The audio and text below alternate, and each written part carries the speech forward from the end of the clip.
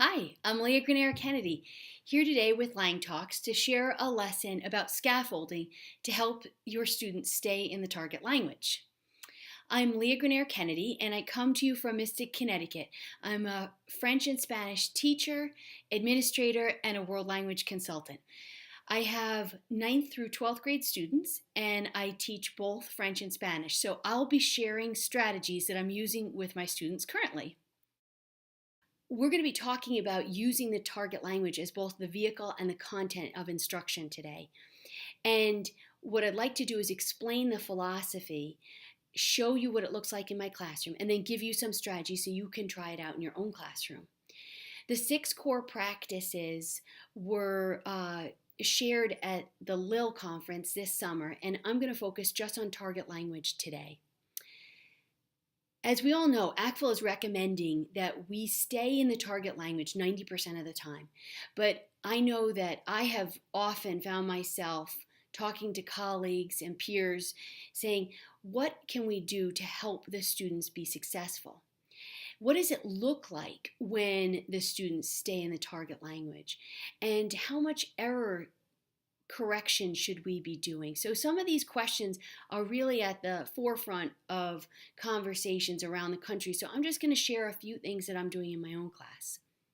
I think that the key to getting them to stay in the target language is scaffolding. I don't think that there's anything else that could be more important because students want to be successful and we want them to be successful, but they'll often shy away from the task if they don't know if they can do it, which is similar to adults. So Dr. Glisson talks about how target language use is necessary, but that's really not the whole picture. So how do we support meaning making? I think that the key is recognizing Stephen Krashen's philosophy of I+1. Wherever our learners are at, whether they're at the novice, the intermediate, or the advanced level, we have to take them and move them one step further. We need to give them comprehensible input that's just above their level, not 2 or 3 steps above it. So one of the things I love about the I+1 is that it allows us to create an environment that's fun and based on risk taking. And I think that once the students understand that we're looking for them to really try to start creating with the language, and we're not so focused on the error correction, they're much more likely to participate in the target language. One of the things I think has been really helpful in the dialogue about creating the pathway for proficiency are the can-do statements. They're such great descriptors of what we need to provide for the students as they move from novice low to novice mid to novice high. It's a great pathway, and I often find myself going back and looking through them to see how to plan for the next lesson.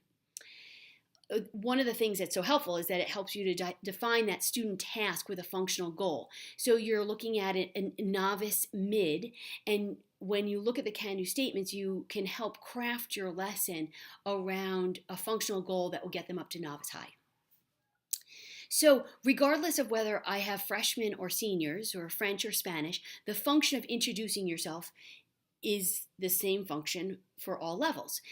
However, the text type accuracy and content will change dramatically as you move up the proficiency scale.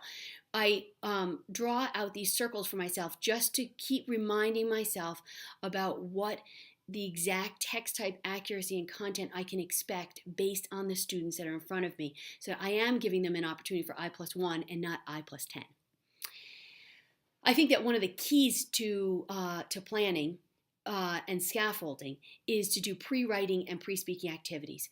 I would say that any graphic organizer that will help you identify the priority vocabulary is a really important part for the students to feel successful.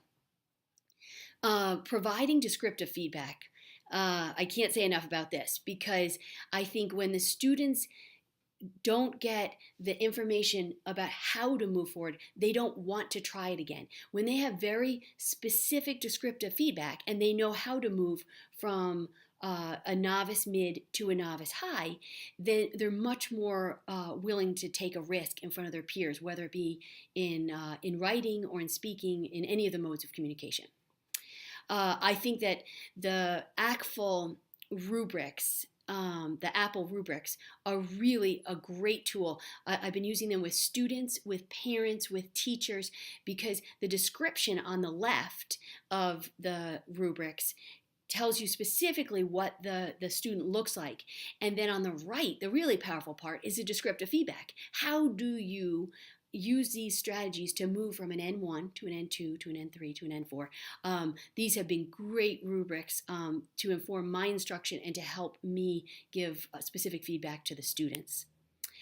So what I'm going to do is show you how I have the students create games. I think playing games is a great way for the kids to be engaged, but it's also extremely rigorous to create them, and then fun on the back end to be able to play them exclusively in the target language. So I give them a game rubric, which is available on my website and in the resources available afterwards. And it tells them, how to create this game and how to control the language and design and creativity, integration of the 5 C's. And what they do is they'll take the goal of the lesson. In this case, the goal of the lesson was to make recommendations and suggestions for a trip through Spanish-speaking countries.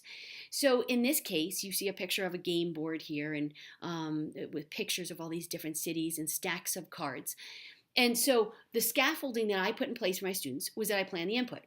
The first part was what related structures are needed to have the students create a successful game. Well, we had been studying the subjunctive to make polite suggestions. So that was the related structure. Then I had to plan for the vocabulary, and the content and context was communities, travel, and food. So they worked with graphic organizers to have priority vocabulary for those concepts. And then here's the kicker. They actually create a game that must be able to be played independent of the game creator. So students worked in pairs typically, and they did the directions in the target language, they focused on the related structures and the content and context, and then I was able to film this entire class where I heard no English, and all the directions were in the target language, and the students were questioning each other and trying to figure out how to play the game all in the target language. As you can see here, this game involved music. You had to listen to songs that actually had the subjunctive and making polite requests from Mexican musicians. So you can see the girls here around the table. They have the rubric in front of them where they're providing feedback on the game to the creators of the game. And again, this was an opportunity for them to teach one another, but also to stay exclusively in the target language. So if you were going to go and have your students create games, I would suggest that you set a functional goal, a very specific functional goal that you have been working on in class, and then define an authentic task based on the 5 C's. Provide comprehensible input before starting so that the students have a very clear idea of where they're going. If all the activities are based on I+1, you will get the output that you're looking for.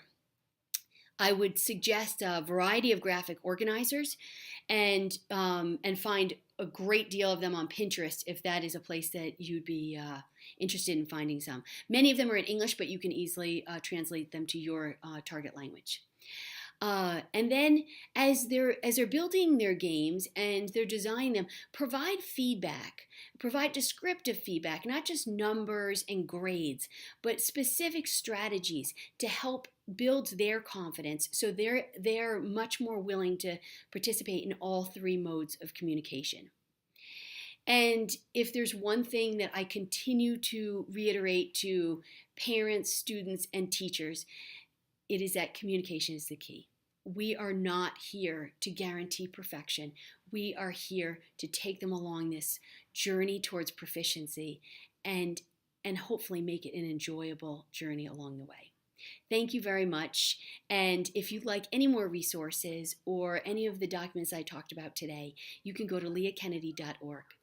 I would like to give credit to the students from Stonington High School and to Dr. Glisson for her presentation on the core practices, and especially to my peers on the Lang Talks editorial board. Thank you very much.